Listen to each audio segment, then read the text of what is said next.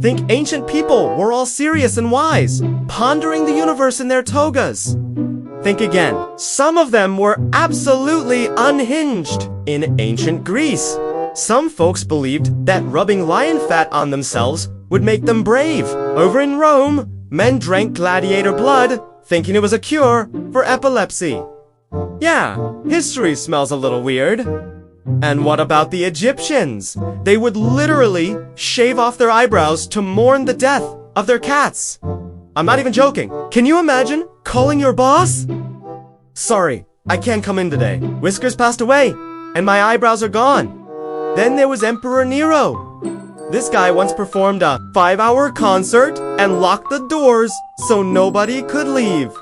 Talk about an ancient Coachella nightmare. So, you see, history wasn't just about pyramids and philosophy. It was packed with weird flexes